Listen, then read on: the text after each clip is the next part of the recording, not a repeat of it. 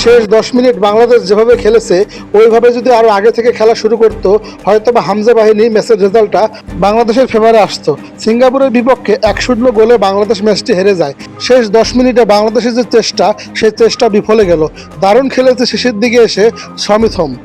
শেষ 10 মিনিটে কিছু প্লেয়ার পরিবর্তন করার পর মাঠের যে একটা পারফরমেন্স দেখা গিয়েছে, ওই পারফরমেন্সটা আরও আগে থেকে বাংলাদেশের করা উচিত ছিল।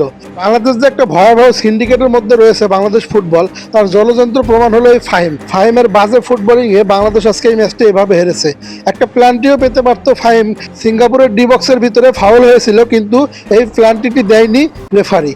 শুরু থেকে যদি এই খেলাটা দিতে পারতো তাহলে বাংলাদেশ খুব ভালো করতে পারতো।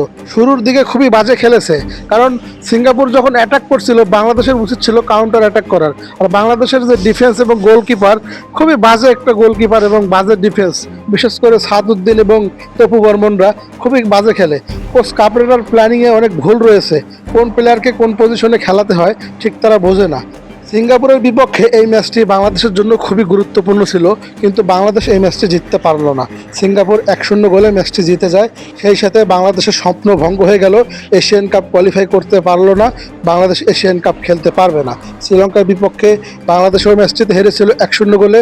সিঙ্গাপুরের মাটিতে খেলতে এসেও 1-0 গোলেতে ম্যাচটি হেরে গেল বাংলাদেশ।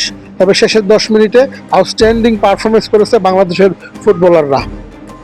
শেষের এই পরিবর্তনগুলো যদি আরও আগে করতে পারতো, তাহলে ম্যাচের রেজাল্টটা পরিবর্তন আসতে পারতো বা বাংলাদেশের ফেভারে আসতে পারতো।